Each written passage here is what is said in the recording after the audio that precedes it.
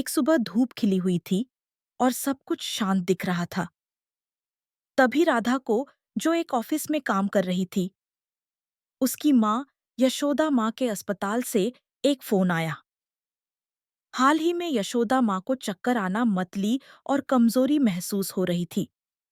शुरू में किसी ने बुरा नहीं सोचा था। राधा ने अपने पति के साथ मजाक भी किया कि उसकी माँ को चक्कर आने या एनीमिया की समस्या हो सकती है। हालांकि जब डॉक्टर ने कहा कि उसे तुरंत उससे मिलना है और उसे एक महत्वपूर्ण जांच के परिणाम के बारे में बताना है, तो एक छिपी हुई बेचैनी उसके दिल में घर करने लगी। राधा जल्दी से अस्पताल पहुंची।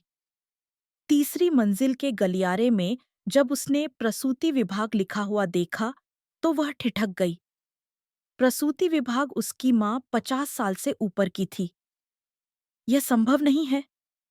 उसने थूक निगला और अपनी भावनाओं को शांत करने की कोशिश की। एक निजी परामर्श कक्ष में प्रवेश करते हुए डॉक्टर ने मुश्किल भरी मुस्कान दी, जैसे कि वह उसे सच्चाई बताने के लिए सबसे विनम्र तरीका खोज रहा हो। हमने कुछ परीक्षण किए हैं। यशोदा जी फिलहाल लगभग 9 सप्ताह की गर्भवती हैं। राधा लगभग बेहोश हो गई। तुम क्या कह रहे हो? वह सुन्न महसूस करने लगी। हम जानते हैं कि यह स्थिति बहुत दुर्लभ है, लेकिन परिणाम सटीक है। इसके अलावा हमने पाया कि भ्रूण के जीन एक रमेश नामक पुरुष के साथ काफी मिलते हैं, जो पहले आपके साथ यहाँ कुछ चिकित्सा जांचों के लिए आया था। कमरा अचानक ठंडा हो गया। राधा बेतरतीब ढंग से डॉक्टर को देख रही थी। उसके कान बज रहे थे और उसका दिल तेजी से धड़क रहा था। रमेश, मेरे पति, यह कैसे संभव है? क्या आप कह रहे हैं कि मेरे पति और मेरी माँ? ने उसने हकलाते हुए कहा। उसकी आवाज कांप रही थी। क्या आप कह रहे हैं कि मेरे पति और मेरी माँ के पेट में बच्चा है? डॉक्टर ने आह भरी और उसकी आवाज और अधिक सतर्क हो गई। आगे के परीक्षणों के बिना हम किसी भी चीज की पुष्टि नहीं कर सकते, लेकिन आनुवंशिक रूप से कुछ मार्कर रमेश के जीन से अत्यधिक मेल खाते हैं, जो पितृत्व संबंध को पूरा करते हैं। राधा लड़खड़ाती हुई पीछे हट गई और लगभग गिर ही गई थी। वह मुश्किल से टेबल के किनारे को पकड़ पाई। वह अपनी आंखों के सामने इस पागल दृश्य को समझने में असमर्थ थी। उसकी माँ उसके पति के बच्चे के साथ गर्भवती थी। उसकी आंखों के सामने की तस्वीरें तुरंत बिखर गईं। पूरा परिवार एक साथ खाना खा रहा है। रमेश अपनी माँ को स्नेहपूर्वक बुला रहा है। यशोदा माँ आंसुओं के साथ अपने बच्चों को गले लगा रही है। सब कुछ डर से रंग गया था। वह यंत्रवत कुर्सी से उठी और अस्पताल से बाहर चली गई। उसकी आंखें खाली थीं और उसका दिमाग खाली था। उसका हर कदम भारी था, जैसे उसमें सीसा भरा हो, और उसका दिल बार-बार घायल हो रहा था। घर लौटने पर राधा ने एक शब्द भी नहीं कहा। वह बस रमेश को चुपचाप देखती रही। वह आदमी, जिसे वह एक बार पूरे दिल से प्यार करती थी, अब पूरी तरह से अजनबी जैसा दिखता था। अपनी पत्नी को इतनी जल्दी वापस देखकर और एक अजीब चेहरे के साथ रमेश हैरान रह गया। वह आगे बढ़ा और जैसे ही वह पूछने वाला था कि क्या हुआ, राधा ने परीक्षण के परिणाम उसके हाथ में फेंक दिए। उसने जल्दी से एक नजर डाली। शुरू में वह भ्रमित हुआ, फिर सदमे में आ गया। यह यह क्या है? उसने हकलाते हुए कहा। राधा ने एक दर्दनाक आवाज में पूछा, रमेश, यह सब क्या हो रहा है? रमेश ने अपनी पत्नी को देखा। उसकी आंखों में भ्रम से पीड़ा झलक रही थी। मुझे नहीं पता कि क्या हो रहा है। मैं कसम खाता हूं कि मैंने कभी ऐसा कुछ नहीं किया जिससे तुम्हें चोट पहुंचे। मुझे नहीं पता कि यह सब कैसे हुआ। राधा रोने लगी। राधा टूट गई। आंसू केवल खास दर्द के लिए नहीं थे, बल्कि उन दो लोगों द्वारा धोखा दिए जाने की भावना के लिए थे, जिनसे वह सबसे ज्यादा प्यार करती थी। मैं तुम्हें विश्वास दिलाना चाहती हूँ, लेकिन डॉक्टर का कहना है कि यह बच्चा तुम्हारा हो सकता है। रमेश ने जोर से अपना सिर हिलाया। मैंने कभी यह संभव नहीं है। वह तुम्हारी माँ है, मेरी सास। मैं कैसे? राधा अब और नहीं सह सकी। उसने अपना बैग उठाया और उसी रात घर छोड़ दिया, रमेश की हताश रोक के बावजूद। मुझे मत छुओ, मैं तुम्हें अब और नहीं जानती, ये वह रोती हुई चिल्लाई। वह अपने मायके लौट गई, जो अब उसके दुःस्वप्न का केंद्र बन गया था। लेकिन जब उसने अपनी मां को देखा, तो राधा ने कोई सवाल नहीं पूछा, बस उसे दर्द और भ्रम से भरी नजरों से देखती रही। यशोदा मां हमेशा की तरह दिख रही थी। उसका चेहरा थोड़ा थका हुआ था, लेकिन फिर भी दयालु था। अपनी बेटी को इतनी जल्दी वापस देखकर वह हैरान दिख रही थी। तुम इतनी जल्दी कैसे वापस आ गई, क्या हुआ? राधा अब इस शांति को और नहीं सह सकी। तुम गर्भवती हो, है ना? यशोदा मां ठिठक गई। उसकी आंखों में दहशत की एक झलक दिखाई दी, लेकिन यह जल्दी ही शांत हो गई। तुम्हें पहले से ही पता है। राधा का गला भर आया। बच्चे का पिता कौन है? यशोदा मां काफी देर तक चुप रही। आखिरकार उसने धीमी आवाज में कहा, यह मेरा मामला है। मुझे लगता है कि तुम्हें जानने की जरूरत नहीं है। मुझे जानने की जरूरत नहीं है। राधा निराशा से हंसी। पूरा अस्पताल इस बारे में बात कर रहा है कि तुम और मेरा पति सो रहे थे। यशोदा मां सदमे में थी, लेकिन उसने कोई तीखी प्रतिक्रिया नहीं दी। उसने बस धीरे से अपना सिर हिलाया। ऐसा नहीं है। चीजें वैसी नहीं हैं जैसी तुम सोच रही हो। तो क्या है? राधा लगभग चिल्ला पड़ी। परीक्षण के परिणाम क्यों दिखाते हैं कि बच्चे का डीएनए रमेश से मेल खाता है? यशोदा मां चुप हो गई। उसकी आंखें अपनी चमक खो रही थीं, जैसे कि कुछ उसे अतीत में खींच रहा हो। फिर उसने बस एक आह भरी और आगे कोई स्पष्टीकरण नहीं दिया। राधा के लिए यह चुप्पी केवल चीजों को और अधिक भयानक बना रही थी। मैं तुम दोनों को माफ नहीं कर सकती। राधा की आवाज टूट गई। राधा केवल एक छोटा सूटकेस लेकर घर से निकल गई। वह बहुत कुछ नहीं लाई। उसे सिर्फ उस शांति की तलाश थी जिसकी वह लालसा कर रही थी, जैसे कि उसे किसी और चीज की जरूरत नहीं थी। उसके भीतर सब कुछ टूट रहा था। उसकी भावनाएं इतनी भ्रमित थीं कि वह यह नहीं बता पा रही थी कि वह गुस्से में है, घायल है या निराश है। वह केवल इतना जानती थी कि उसे उन दोनों से दूर रहने की जरूरत है। एक वह माँ, जिसे वह एक बार सबसे ज्यादा मानती थी, और दूसरा वह पति, जिस पर वह एक बार पूरी तरह से भरोसा करती थी। उसने अपने ऑफिस के पास एक पुरानी अपार्टमेंट इमारत में एक छोटा सा कमरा किराए पर लिया। वह और एक दिखने वाली दयालु मकान मालकिन के अलावा किसी को भी उसकी कहानी नहीं पता थी। जब उसने कहा कि उसे रहने के लिए तत्काल जगह की जरूरत है, तो मकान मालकिन ने बस सिर हिला दिया। शुरुआती दिनों में राधा शायद ही किसी से बात करती थी।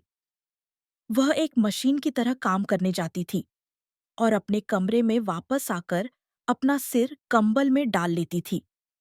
रमेश के संदेश लगातार जमा होते रहे, लेकिन उसने उन्हें नहीं खोला। वह उसका नाम देखने से डरती थी। डरती थी कि उसका दिल नरम पड़ जाएगा।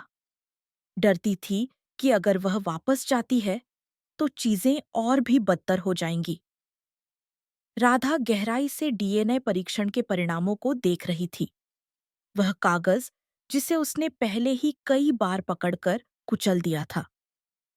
भले ही उसने इसे दर्जनों बार पढ़ लिया हो, फिर भी वह अपनी आंखों पर विश्वास नहीं कर पा रही थी। उसकी मां के पेट में बच्चा रमेश के जीन से इतना मिलता-जुलता था कि डॉक्टरों ने निष्कर्ष निकाला कि यह बहुत संभव है कि यह उसके पति का बच्चा था। भले ही कोई आधिकारिक पुष्टि न हो, केवल यह अकेला तथ्य उसे नरक में धकेलने के लिए काफी था। राधा ने हमेशा सोचा था कि वह मजबूत है। उसके पास एक स्थिर नौकरी, एक प्यार करने वाला पति और एक दयालु बूढ़ी माँ थी।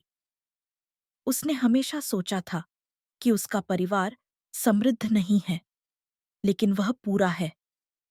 हालांकि सिर्फ एक दिन में उसने जो कुछ भी बनाया था, वह अचानक बिखर गया, जैसे कि भाग्य एक क्रूर मजाक कर रहा हो। दूसरी ओर रमेश की हालत भी अच्छी नहीं थी। वह उस खाली घर में वापस आ गया जिसे राधा ने अभी-अभी छोड़ा था। घर के हर कोने में उसकी पत्नी के निशान थे। ड्रेसिंग टेबल पर एक छोटा सा हेयरपिन, घर के अंदर पहनने के लिए हल्के गुलाबी चप्पल का एक जोड़ा, टेढ़ा मेढ़ा दीवार पर लटका हुआ शादी का फोटो, बिल्कुल उनकी शादी की तरह। वह घर में घूमता रहा और उसने महसूस किया कि वह अजनबी है। उसने राधा को 20 बार से अधिक फोन करने की कोशिश की, लेकिन किसी ने भी जवाब नहीं दिया।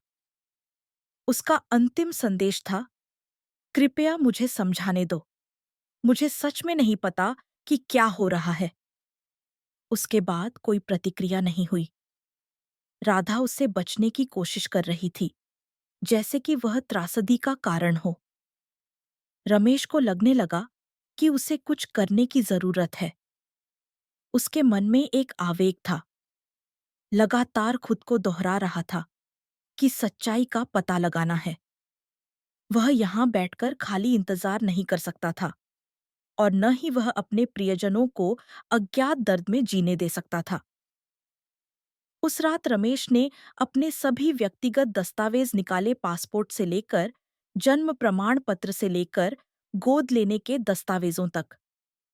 वह बचपन से ही अनाथ था और एक बाल कल्याण केंद्र में पला बढ़ा था। वह पहले अपने अतीत के बारे में ज्यादा परवाह नहीं करता था, यह मानते हुए कि अतीत वर्तमान जितना महत्वपूर्ण नहीं था।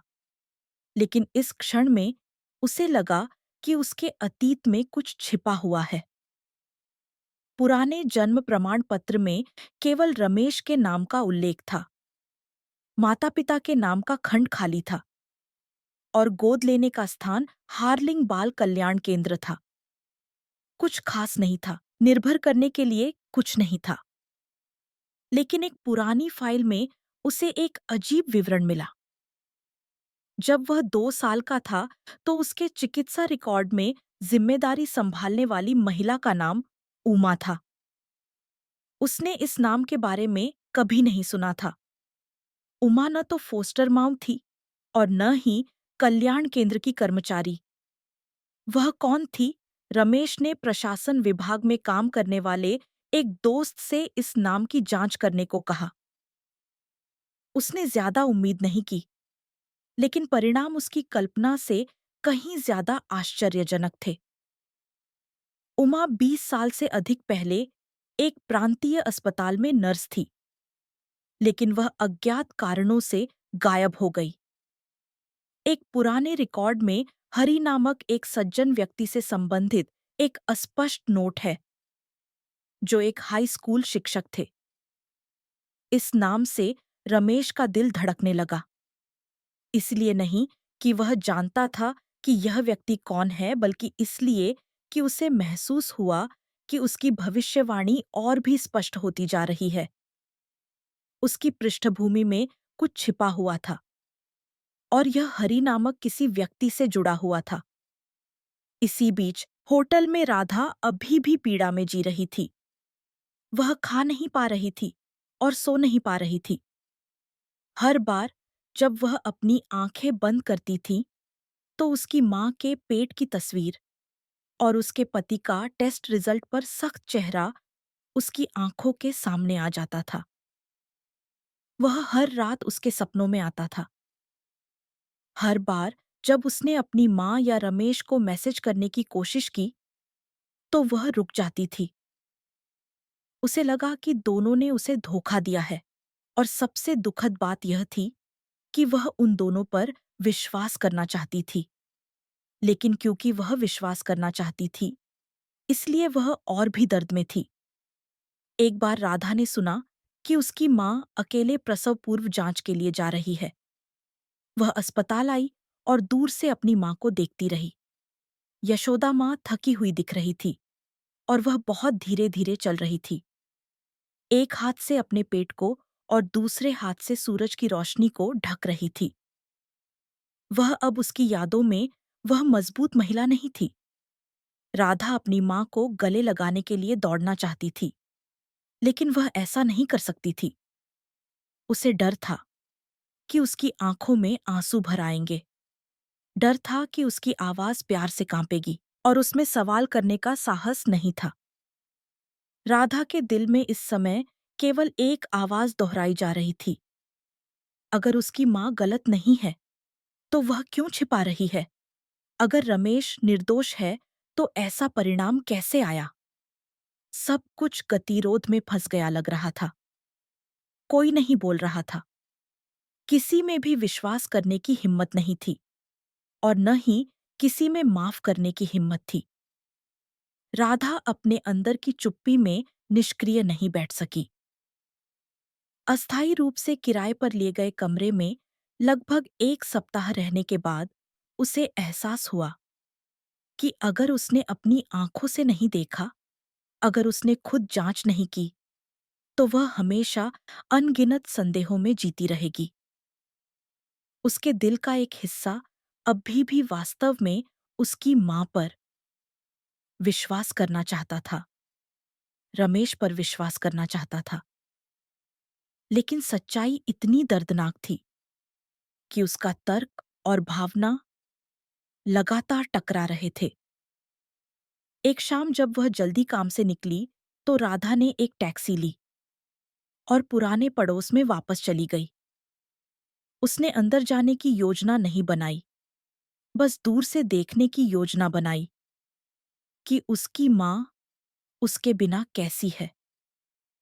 छोटी ईंट की दीवार से उसने देखा कि उसकी माँ बाहर जाने वाली है। उसके साथ कोई नहीं था। वह बस चुपचाप मुख्य द्वार को बंद कर रही थी और फिर घूम गई। उसका अंदाज जाना पहचाना और अजीब दोनों था। राधा ने अपनी माँ का पीछा करने का फैसला किया। वह काफी दूर तक चली और आखिरकार बाजार के पास स्थित एक छोटे से कैफे में रुक गई। कैफे खाली था और शोर नहीं था, जैसे कि यह शांत डेट के लिए बना हो। यशोदा माँ खिड़की के पास एक टेबल पर बैठ गई। कुछ मिनट बाद एक बूढ़ा आदमी जिसके बाल सफेद हो गए थे, दिखाई दिया। वह पतला और लंबा था और उसने एक साधारण शर्ट पहनी हुई थी। जैसे ही वह पास आया, यशोदा माँ ने ऊपर देखा। उसकी आंखों में घबराहट की एक झलक आई और फिर एक कोमल मुस्कान दिखाई दी, जैसे कि वे दोनों बहुत लंबे समय से एक दूसरे को जानते हों। राधा ठिठक गई। वह आदमी बहुत जाना पहचाना लग रहा था। इसलिए नहीं कि उसने उसे पहले कभी देखा था, बल्कि इसलिए कि उसमें कुछ ऐसा था जिसने उसे अपनी नजरें हटाने से रोक रखा था। दोनों एक दूसरे के सामने बैठे न तो बहुत करीब थे और न ही बहुत दूर, लेकिन यह देखने के लिए काफी था कि उनके बीच एक मौन संबंध है। हरि जिस तरह से अपनी माँ के लिए पानी डाल रहे थे, जिस तरह से उसकी माँ उसे सुनते हुए झुक रही थी, वह बहुत स्वाभाविक था। यह सामाजिक मुलाकात की तरह नहीं लग रहा था। काम के रिश्ते की तरह नहीं लग रहा था। राधा सड़क किनारे एक पुरानी मोटरसाइकिल के पीछे छिप गई। उसकी छाती में एक चुभन महसूस हुई। उसने कभी नहीं सोचा था कि उसकी माँ का कोई निजी संबंध हो सकता है। उसके पिता की मृत्यु के बाद से उसकी माँ ने अपना सारा ध्यान अपने बच्चों की देखभाल पर लगाया था और उसने कभी किसी के लिए अपना दिल नहीं खोला था। लेकिन अब उसकी माँ चुपचाप एक आदमी के साथ थी और उसने अपनी बेटी से छुपाया था। उसने उसे बहुत ध्यान से देखा। जितना अधिक वह देखती, उसे उतना ही अजीब लगता। उसके चेहरे पर कुछ ऐसा था जो रमेश के बहुत करीब था। वह पति, जिसके साथ उसने अपनी पूरी जवानी बिताई थी। इससे वह भ्रमित हो गई। यह बस एक संयोग होना चाहिए, उसने खुद से कहा। लेकिन उसके दिल में चिंता बनने लगी, जैसे कि एक अंकुर उसके दिमाग में चुपचाप उग रहा हो। लगभग 40 मिनट बाद बैठक समाप्त हो गई। हरि पहले उठे और यशोदा माँ के कंधे पर हल्के से अपना हाथ रखा, सहानुभूति दिखाने के लिए। यशोदा माँ ने थोड़ा सा सिर हिलाया। उसकी आंखों में कोमलता और उदासी की एक झलक थी। इस दृश्य ने राधा को असहज कर दिया। वह समझ नहीं पाई कि यह रिश्ता क्या था। हरि उसकी माँ की जिंदगी में क्या भूमिका निभा रहे थे? वह एक पुराने दोस्त, एक विश्वास पात्र थे, या वह आदमी जिसने उसकी माँ को गर्भवती किया था? उस रात वह सो नहीं सकी। उन दोनों की एक साथ बैठी हुई तस्वीर बार बार उसके दिमाग में आ रही थी। उसने अपनी यादों को खंगाला, यह देखने के लिए कि क्या उसने अपनी माँ को हरि के नाम का उल्लेख करते हुए कभी सुना था।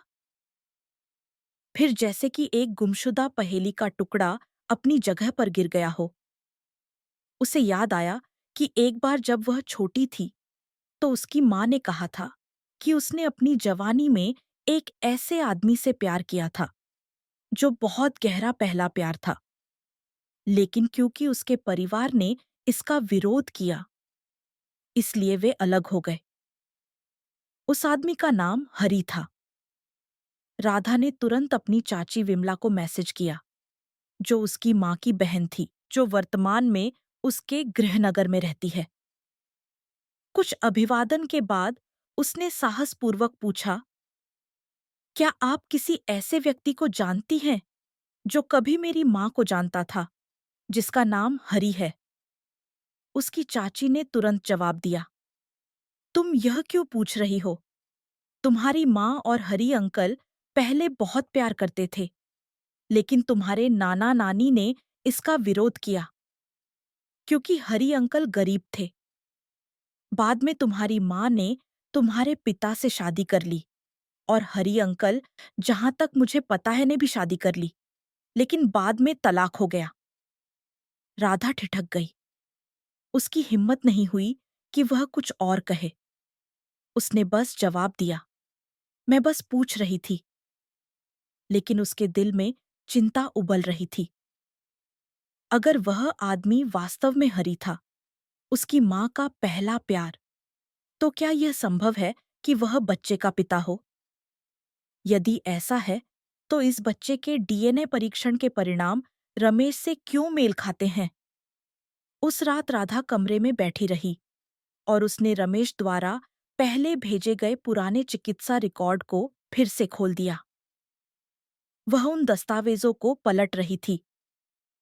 वह पहले गुस्से के कारण ध्यान से पढ़ने में आलस कर रही थी। अंदर एक छोटा सा नोट था, रोगी रमेश का डीएनए का नमूना। क्योंकि अनाथ के माता पिता की कोई जानकारी नहीं है। लेकिन राधा को चौंकाने वाली बात यह थी कि नीचे एक पंक्ति थी, एक पंक्ति जिसे लगभग मिटा दिया गया था, लेकिन फिर भी पहचाना जा सकता था, जिसे 1997 में प्रसूति और स्त्री रोग नर्स उमा द्वारा देखभाल की गई थी। यह नाम फिर से प्रकट हुआ, उमा। रमेश ने एक बार कहा था कि यह एकमात्र महिला थी जिसे वह अपने जीवन के शुरुआती वर्षों में याद कर सकता है। लेकिन रमेश को नहीं पता था कि वह कौन है। उसे केवल इतना याद था कि वह दयालु थी और अक्सर उसे सुलाने के लिए गाती थी। फिर वह अचानक गायब हो गई और उसे अनाथालय में छोड़ दिया। राधा दंग रह गई।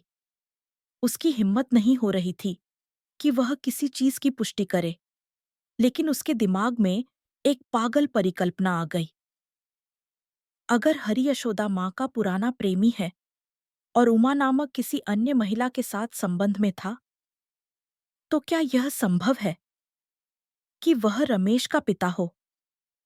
उसने अपना हाथ अपनी छाती पर रखा और उसने घुटन महसूस की। उसके दिल का एक हिस्सा हर चीज से इनकार करना चाहता था, इस विचार को खारिज करना चाहता था, लेकिन दूसरा हिस्सा फुसफुसा रहा था, इतने सारे संयोग हैं, यह बस आकस्मिक नहीं हो सकता। राधा ने कल अस्पताल वापस जाने का फैसला किया। उसे हरि को खोजने की जरूरत है। उसे फिर से उनसे मिलने की जरूरत है, केवल एक सवाल पूछने के लिए, आप रमेश की जिंदगी में क्या भूमिका निभा रहे हैं? 30 साल अलग, 30 साल बाद, आकस्मिक संबंध। राधा को हरि के निवास का पता लगाने में लगभग 1 सप्ताह लग गया। अपनी माँ का पीछा करने और पुरानी फाइलों से सुराग इकट्ठा करने के बाद उसने हरि के अस्पताल के प्रशासन विभाग में काम करने वाले एक दोस्त से संपर्क किया, जो कुछ साल पहले सेवानिवृत्त हो गए थे। कुछ अस्पष्ट जानकारी के माध्यम से उसने उपनगर में उसका पता लगाया, एक ऐसी जगह जहां बिना किसी कारण के शायद ही कोई जाता हो। वह हरि के घर के दरवाजे पर खड़ी थी। उसके हाथ तनाव से कांप रहे थे। अजीब भावना उसकी छाती में उमड़ रही थी। वह डरी हुई, गुस्से में और सवालों से भरी हुई महसूस कर रही थी। उसे नहीं पता था कि उसे पहले क्या पूछना चाहिए और उसे नहीं पता था कि आगे क्या होगा।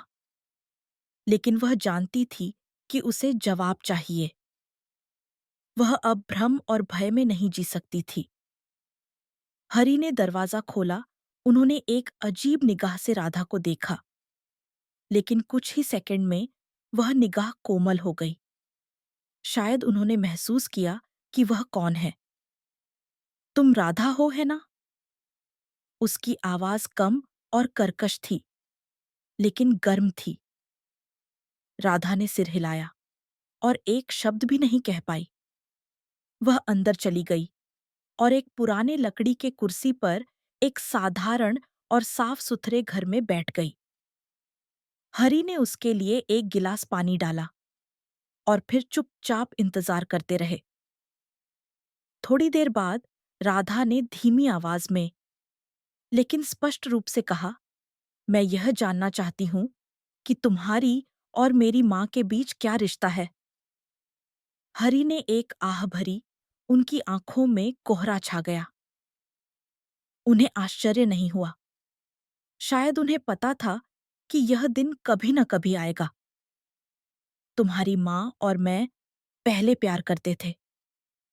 यह बात भले ही राधा ने पहले ही इसका अंदाजा लगा लिया था, फिर भी उसके दिल को झकझोर गई।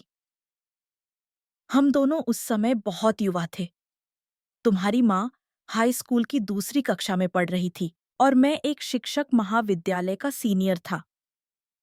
हम एक ग्रीष्मकालीन ट्यूशन क्लास में मिले थे। तुम्हारी माँ बुद्धिमान और त्वरित थी और मैं अनाड़ी और गरीब था, लेकिन हमेशा मुस्कुराता रहता था। प्यार उसी तरह अनजाने में आता है। उनकी आवाज कोमल हो गई, जैसे कि वह एक ऐसी कहानी बता रहे हों जो उनसे बहुत दूर हो, लेकिन फिर भी उनके दिल में बसी हुई हो। हमने एक बार साथ जीने और मरने की कसम खाई थी और मैंने अपनी स्नातक होने के बाद शादी करने की योजना बनाई। लेकिन जिंदगी सपनों की तरह अच्छी नहीं होती है। यशोदा के माता-पिता, तुम्हारे नाना-नानी बहुत सख्त थे।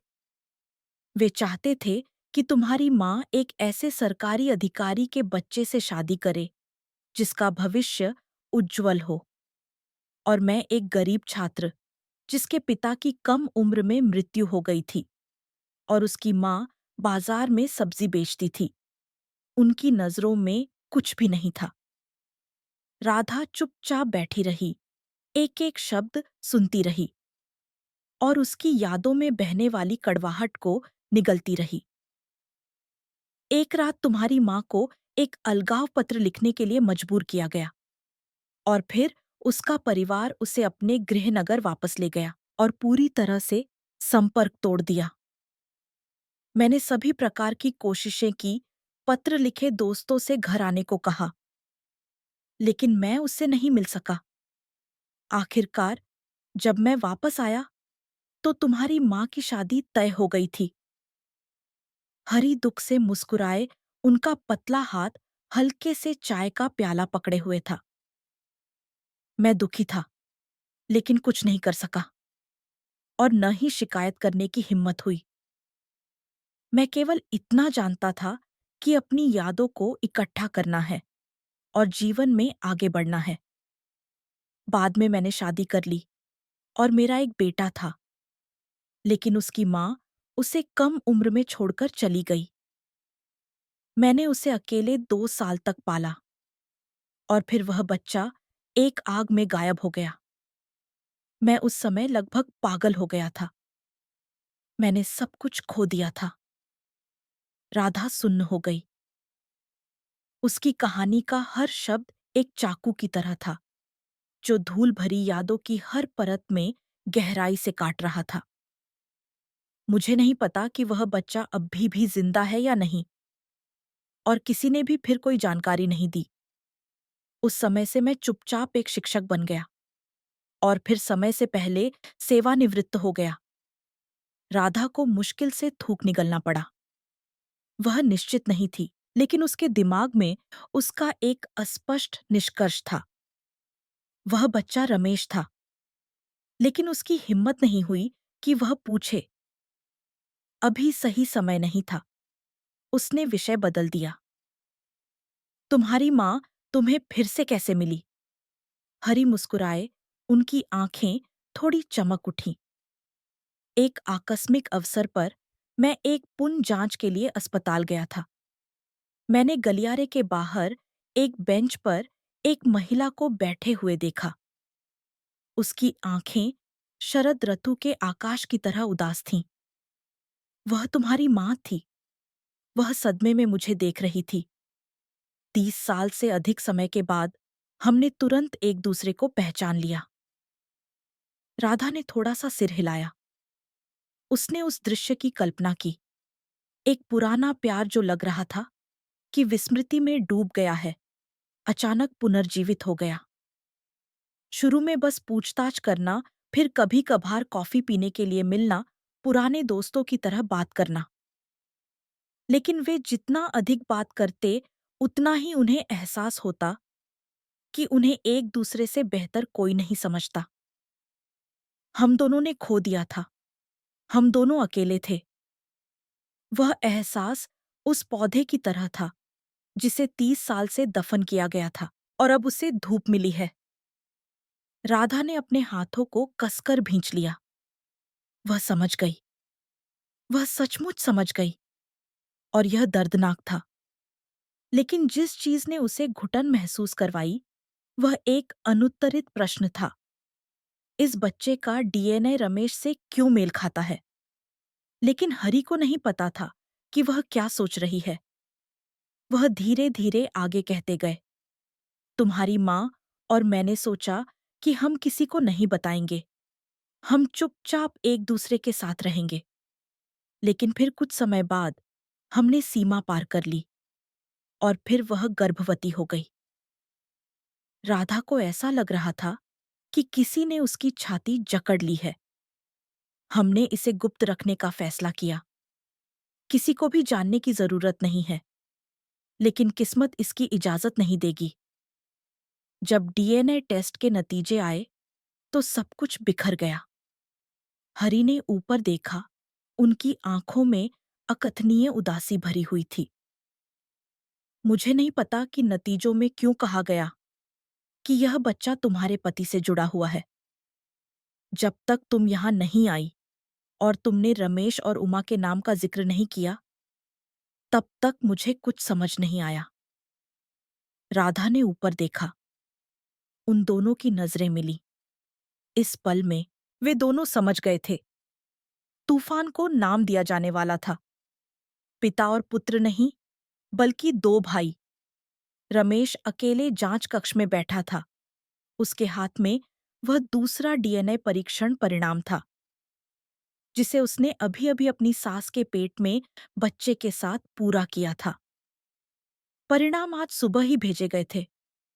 उसका दिल धड़क रहा था, एक हिस्सा उम्मीद से और एक हिस्सा डर से।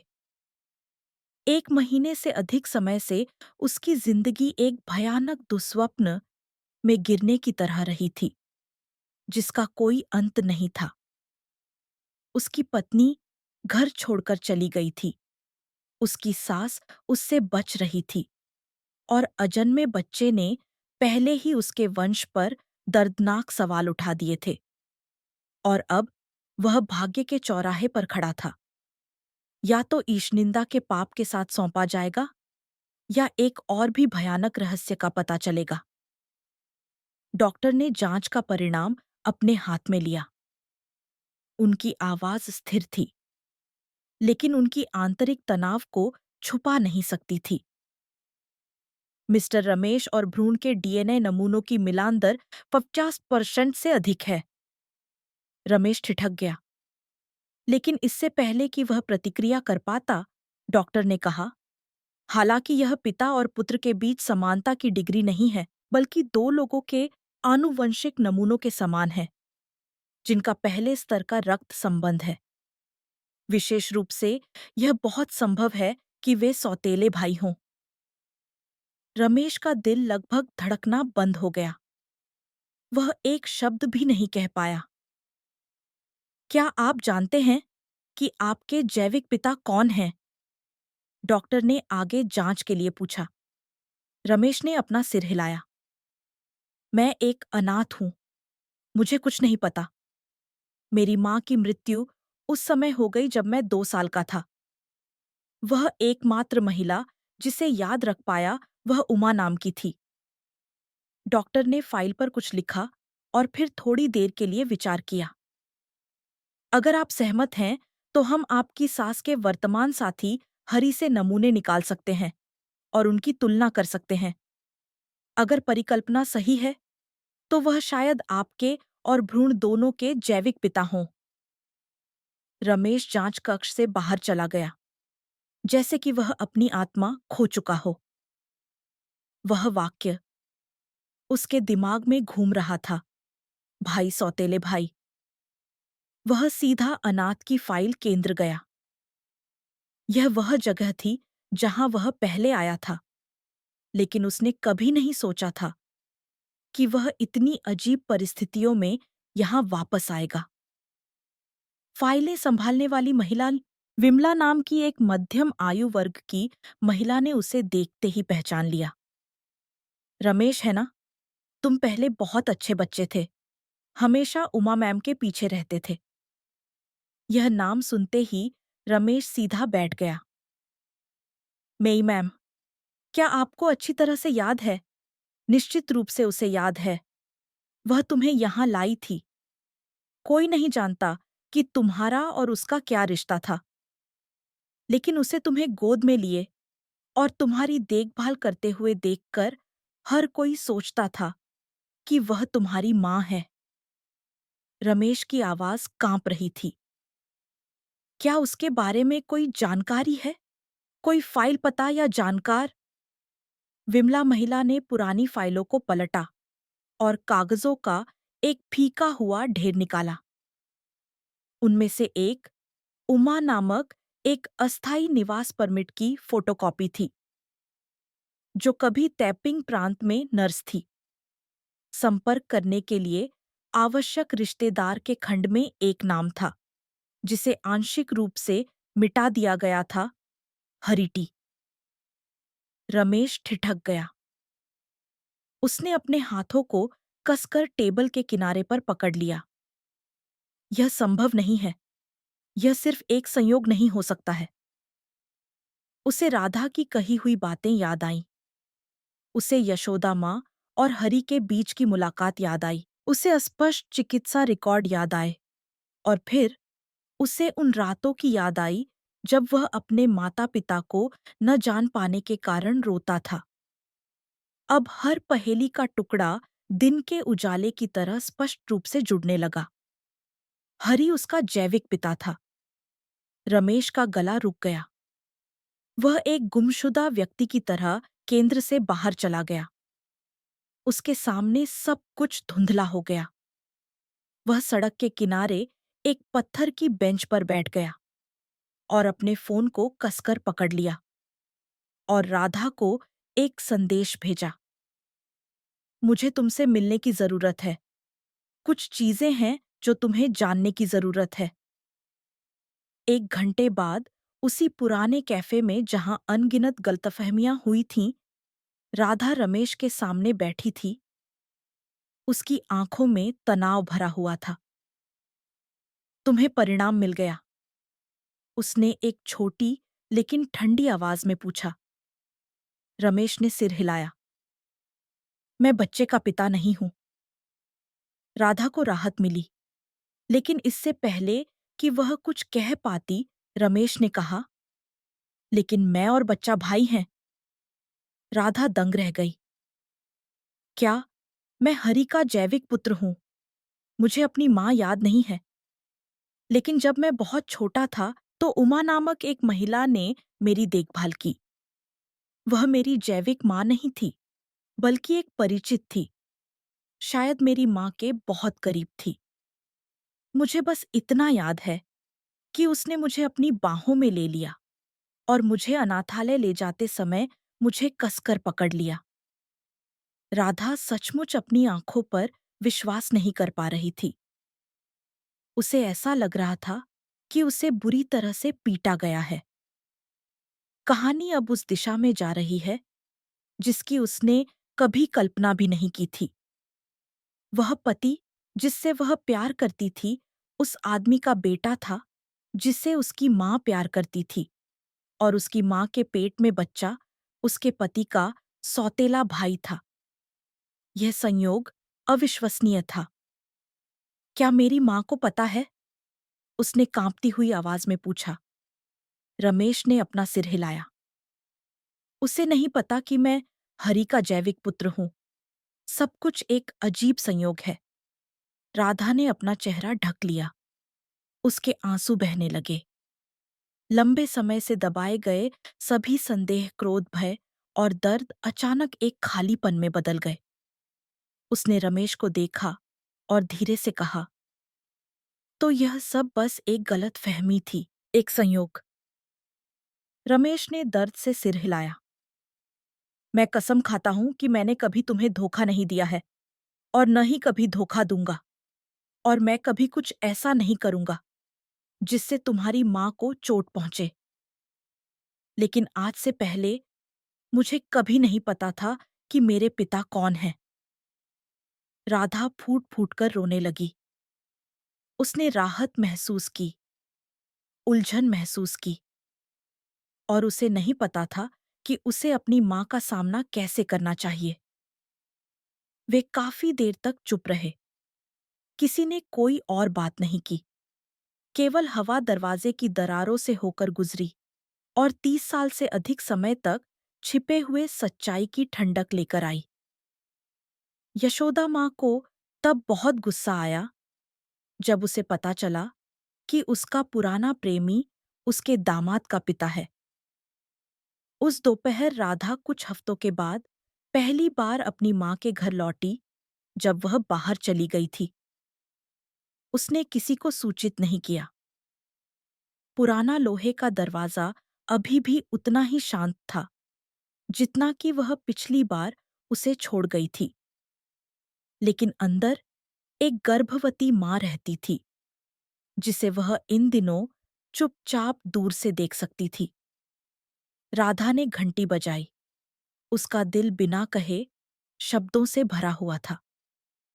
यशोदा माँ ने दरवाजा खोला। उसके चेहरे पर खुशी की एक झलक आई, जो जल्दी ही पछतावे में बदल गई। माँ का प्यार उनके बीच की चोटों को मिटाने के लिए पर्याप्त नहीं था। राधा बातों को घुमाए बिना अंदर चली गई। वह कुर्सी पर बैठ गई, अपना फोन खोला और डीएनए परीक्षण के परिणाम की तस्वीर अपनी माँ को दिखाई। उसकी आवाज कांप रही थी। अब मुझे सब पता है। जिस आदमी से तुम प्यार करती हो, वह मेरे पति का जैविक पिता है। यशोदा माँ ने नतीजे में छपे शब्दों को देखा। उसका चेहरा पीला पड़ गया, जैसे कि उससे सारा खून खींच लिया गया हो। उसके हाथ कांप रहे थे और वह लगभग फोन गिरा ही बैठी थी। थोड़ी देर बाद उसने राधा को अविश्वास से देखा। तुम क्या कह रही हो? हरि रमेश के पिता हैं। राधा ने अपना सिर हिलाया। उसकी आंखें सूजी हुई और लाल थीं। बिल्कुल सही। मुझे और रमेश को अभी पता चला है। यशोदा माँ दंग रह गई, जैसे उसके पूरे शरीर से ऊर्जा सोख ली गई हो। वह कुर्सी पर पीछे झुक गई, एक हाथ से अपने पेट को और दूसरे हाथ से अपने सिर को पकड़ लिया और अपने आप से बुदबुदाती रही, यह संभव नहीं है। चक्कर आने की वजह से वह लगभग बेहोश हो गई। राधा ने जल्दी से अपनी माँ का हाथ थामा, उसे कुर्सी पर लेटने में मदद की, पानी डाला और उसका चेहरा पोंछने के लिए तौलिया दिया। इतने सालों में पहली बार उसने अपनी माँ को इतना कमजोर देखा था। वह मजबूत महिला नहीं थी, जिसने अपने पति की मौत के बाद पूरे परिवार का भार अपने कंधों पर उठा लिया था। अब वह केवल एक 50 साल से अधिक उम्र की महिला थी, जो एक माँ बनने वाली थी और अपने जीवन की सबसे क्रूर सच्चाई का सामना कर रही थी। थोड़ी देर बाद यशोदा माँ ने धीमी आवाज में कहा और कांपते हुए एक बच्ची की तरह, मुझे कुछ नहीं पता राधा। मैं कसम खाती हूँ कि मुझे कभी नहीं पता था कि उसका कोई बेटा है। हमारे अलग होने के बाद कोई संपर्क नहीं था। उन्होंने अतीत के बारे में कुछ नहीं कहा। मुझे नहीं पता। राधा चुप रही। उसने अपनी माँ को देखा। उसके दिल में तरह तरह की भावनाएं भरी हुई थीं। उसे अपनी माँ पर विश्वास था, लेकिन इस बात से इनकार नहीं कर पा रही थी कि यह सोचकर डर लग रहा है कि उसकी जैविक माँ के गर्भ में पल रहा बच्चा उसके पति का सौतेला भाई था। तुम्हारे पेट में बच्चा है? राधा ने पूछा। उसकी आवाज भर आई। यशोदा माँ फूट फूट कर रोने लगी। यह पहली बार था जब राधा ने अपनी माँ को बच्चे की तरह रोते हुए देखा था। यह पुनर्जीवित प्यार का फल है राधा। यह कुछ ऐसा है जिसकी मैंने कभी फिर से होने की उम्मीद नहीं की थी। तुम्हारे पिता की मौत के बाद मैं 20 सालों से अधिक समय तक शांत और अकेली रही। उनसे दोबारा मिलकर मुझे ऐसा लगा जैसे मैं फिर से जीवित हो गई हूं। मैंने कभी नहीं सोचा था कि यह भाग्य का इनाम होगा, मुझे खुशी पाने का आखिरी मौका मिलेगा। किसे पता था कि यह एक त्रासदी होगी? राधा ने अपना सिर झुका लिया। बिना किसी कारण के आंसू गिर रहे थे। उसने अपनी माँ का हाथ थाम लिया और महसूस किया कि उसकी पतली हथेली से ठंडक फैल रही है। वह समझ गई। वह सचमुच समझ गई और यह दर्दनाक था। लेकिन जिस चीज ने उसे घुटन महसूस करवाई, वह एक अनुत्तरित प्रश्न था। अगर यह बच्चा मुझसे है, तो रमेश के डीएनए क्यों मेल हो रहे हैं? लेकिन हरि को नहीं पता था कि वह क्या सोच रही है। वह धीरे धीरे आगे कहते गए, तुम्हारी माँ और मैंने सोचा कि हम किसी को नहीं बताएंगे। हम चुपचाप एक दूसरे के साथ रहेंगे। लेकिन फिर कुछ समय बाद हमने सीमा पार कर ली और फिर वह गर्भवती हो गई। राधा को ऐसा लग रहा था कि किसी ने उसकी छाती जकड़ ली है। हमने इसे गुप्त रखने का फैसला किया। किसी को भी जानने की जरूरत निरिक्त नहीं है, लेकिन किस्मत इसकी इजाजत नहीं देगी। जब डीएनए टेस्ट के नतीजे आए तो सब कुछ बिखर गया। हरी ने ऊपर देखा, उनकी आंखों में अकथनीय उदासी भरी हुई थी। मुझे नहीं पता कि नतीजों में क्यों कहा गया कि यह बच्चा तुम्हारे पति से जुड़ा हुआ है। जब तक तुम यहां नहीं आई और तुमने रमेश और उमा के नाम का जिक्र नहीं किया, तब तक मुझे कुछ समझ नहीं आया। राधा ने ऊपर देखा। उन दोनों की नजरें मिली। इस पल में वे दोनों समझ गए थे। तूफान को नाम दिया जाने वाला था। पिता और पुत्र नहीं, बल्कि दो भाई। राधा ने खड़ी होकर खिड़की के पास जाकर अपनी आवाज को शांत रखने की कोशिश की। यह एक दूसरे पर इल्जाम लगाने का वक्त नहीं है, माँ। सच्चाई सामने आ चुकी है। अब जरूरी है कि हम इसका सामना करें। यशोदा माँ ने राधा की तरफ मुड़कर देखा। क्या तुम मुझे माफ कर सकती हो? राधा ने अपनी माँ को काफी समय तक देखने के बाद कहा, मुझे इस बात का कोई अंदाजा नहीं है कि मैं तुम्हें माफ कर सकती हूं या नहीं, पर मैं इतनी बात जरूर जानती हूं कि तुमने ये सब जानकर नहीं किया। सारे घर में सन्नाटा छा गया और यशोदा माँ सांस भरकर धीरे से बोली, ऐसा लगता है कि स्वर्ग मेरे साथ खेल रहा है। जब मैं छोटी थी तब मुझे प्यार मिला और खो दिया, और जब मैं बूढ़ी हो गई तब ये मुझे दोबारा मिला, ये सोचकर कि मैं इसकी सहारे अपना जीवन काट लूंगी। पर किसको पता था कि भाग्य में तो एक भयानक मौत लिखवा रखी है। राधा माँ के पास जाकर बैठ गई और माँ का हाथ थामकर बोली कि क्या तुम उस बच्चे को रखोगी? यशोदा माँ ने खाली आंखों से राधा को देखते हुए कहा, भी मुझे कुछ समझ नहीं आ रहा है कि क्या करूं ना। तो ये सब किसी गुनाह को छुपाने के लिए है और ना ही किसी मासूम की बलि चढ़ाने का वक्त। उसी घर में बहुत खामोशी थी। हर व्यक्ति की धक-धकन दूसरे के दिल में महसूस हो रही थी। एल राधा को इस घटना ने अंदर तक हिला दिया था और अब वह इन सब से दूर भागना चाहती थी और उस घर से निकलकर एक पल में गुम हो जाना चाहती थी। एल कुछ ऐसा था जो उन्हें एक दूसरे से जोड़े रखता था, एक गहरी पीड़ा जिससे कोई शब्द पूरी तरह से व्यक्त नहीं हो सकता था। उसी क्षण रमेश वहां आया और बोला कि मैं ये सब अकेले नहीं कर सकता। हम सबको मिलकर इसका सामना करना होगा, क्योंकि मैं अब और अनजान नहीं बन सकता।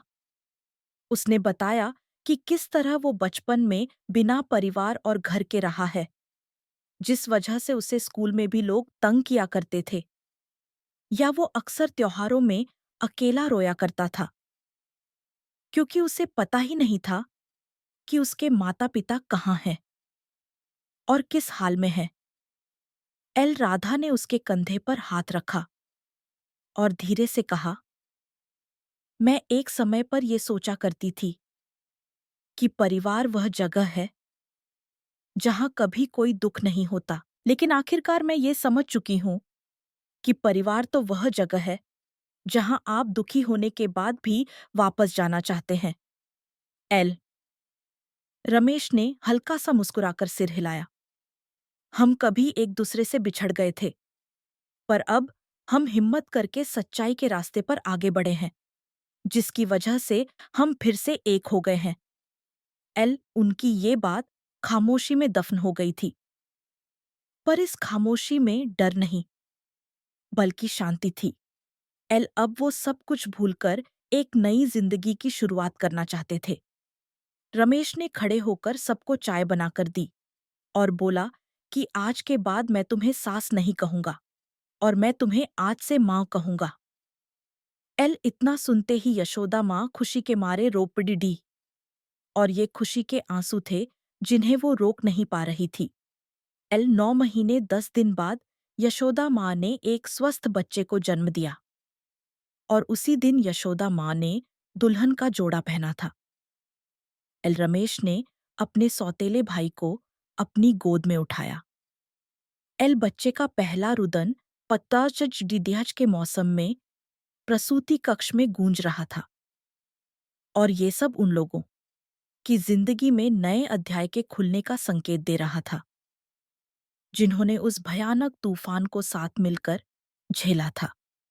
यशोदा माँ, जो कि 50 वर्ष से अधिक की हो चुकी थी, उस पीड़ा में भी वो मुस्कुरा रही थी और उस नवजात शिशु को स्नेह से देखती हुई बोली कि तुम्हारा इस धोखे से भरे संसार में स्वागत है और मैं तुम्हें वादा करती हूं कि मैं तुम्हें खुशियां देने में कोई कमी नहीं रखूंगी। उसी वक़्त रमेश अपनी भावनाओं पर काबू नहीं रख पाया और फूट-फूट कर रोने लगा। उसने हर मुश्किल का डटकर सामना किया था, पर आज उसका दिल पूरी तरह से भर चुका था। वो उस बच्चे से गले मिलना चाहता था और उसे अपना भाई बताना चाहता था। माँ और बच्चा दोनों स्वस्थ थे और 3 हफ्ते बाद सब कुछ निश्चित कर दिया गया था और उस दिन का सब बेसब्री से इंतजार कर रहे थे। अभी तो इस कहानी में एक बहुत बड़ा मोड़ आना बाकी था और यशोदा माँ ने फैसला किया कि वो रमेश की जैविक माँ उमा से मिलकर सब कुछ बताएगी, ताकि वो और रमेश एक खुशहाल परिवार की तरह रह सके। यशोदा माँ ने बिना किसी डर के अपने सारे राज उमा को बता दिए। वो सब सुनकर युमेई के आंखों से आंसू झलक रहे थे और वो अंदर ही अंदर घुटन महसूस कर रही थी। तभी उमा ने सिसकते हुए कहा कि मुझे इस सब में कुछ भी समझ नहीं आ रहा है। ये सब जानने के बाद तो जैसे मेरे पैरों के नीचे से जमीन ही खिसक गई है। फिर यशोदा माँ ने उमा से कहा कि जो होना था वो तो हो गया, लेकिन हम आज भी सब कुछ ठीक कर सकते हैं और हम मिलकर एक सुखी परिवार बना सकते हैं। उमा ने बच्चे की तरफ देखा और कहा कि ये तो बिल्कुल हरी जैसा दिखता है, बिल्कुल उसका अक्स है। इस तरह उमा और हरी सालों बाद फिर से एक दूसरे से मिले। शाम को यशोदा माँ हरी और बच्चे के साथ अपने घर लौट आई। उस घर में बच्चे की किलकारियां गूंज रही थीं और सब बहुत खुश थे।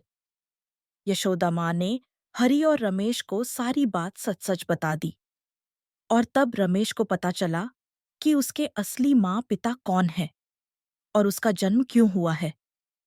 रमेश को सारे राज बताने के बाद यशोदा माँ ने राहत की सांस ली और उसे ऐसा लगा कि जैसे उसके ऊपर से कोई बहुत बड़ा बोझ उतर गया हो। रमेश और यशोदा माँ की ये कहानी सुनकर हर कोई दंग रह गया कि एक अनजान बच्चे को माँ का प्यार कैसे मिला और कैसे उसने धोखे और मुश्किलों से भरी दुनिया में अपना रास्ता बनाया। रमेश ने अपनी माँ के लिए एक पत्र लिखा, जिसमें उसने अपनी भावनाओं को व्यक्त किया और बताया कि वह हमेशा उनका ऋणी रहेगा। अगले दिन यशोदा माँ और हरि की शादी हो गई। शादी बहुत साधारण थी, लेकिन प्यार और गर्मजोशी से भरी हुई थी। रिश्तेदार और दोस्त बधाई देने आए और उन्होंने उन्हें हार्दिक शुभकामनाएं दीं। शादी में यशोदा माँ ने लाल रंग की साड़ी पहनी हुई थी। उसका चेहरा खुशी से चमक रहा था। हरी धोती और कुर्ता पहने हुए थे और वह बहुत उत्साहित थे। दोनों ने हाथ में हाथ डालकर मंच पर जाकर सभी का आशीर्वाद स्वीकार किया। रमेश अपने बच्चे को अपनी बाहों में लेकर राधा के साथ मंच के नीचे खड़ा था। अपने खुशहाल माता-पिता को देखकर उसका दिल खुशी से भर गया। शादी के बाद सभी ने एक साथ तस्वीरें खिंचवाईं। तस्वीरों में हर कोई मुस्कुरा रहा था और बहुत खुश था। तस्वीर को देखकर यशोदा माँ की आंखों से आंसू बह निकले। वह जानती थी कि उसने बहुत सी बाधाएं पार की हैं, लेकिन आखिरकार उसे अपनी खुशी मिल ही गई। जीवन चलता रहा, हर दिन धूप और उम्मीद से भरा होता है। रमेश और राधा का प्यार पहले जैसा ही था और उनका करियर भी आगे बढ़ रहा था। यशोदा माँ और हरि आराम से अपने सुनहरे साल बिता रहे थे और उनका छोटा परिवार एक साथ खुश था। उमा भी अक्सर उनसे मिलने आती थी। वह बच्चे के लिए उपहार लाती थी और सभी के साथ बातें करती थी। वह धीरे धीरे परिवार में घुल मिल गई और उनका हिस्सा बन गई। अगर यह कहानी किसी को बताई जाए तो इससे हंगामा मच जाएगा। सास गर्भवती है, डीएनए का परिणाम दामाद से मेल खाता है। पुराना प्रेमी वास्तव में दामाद का जैविक पिता है और पैदा हुआ बच्चा दामाद का सौतेला भाई है, बेटी का सौतेला भाई। लेकिन चमत्कारिक रूप से उन सभी ने इसका सामना करने, माफ करने और अंत में प्यार को चुनने का फैसला किया। कई साल बाद जब किसी ने राधा से पूछा, अगर आप अतीत में वापस जा सकती हैं, तो क्या आप अभी भी चाहेंगी कि आपकी माँ हरि से मिले?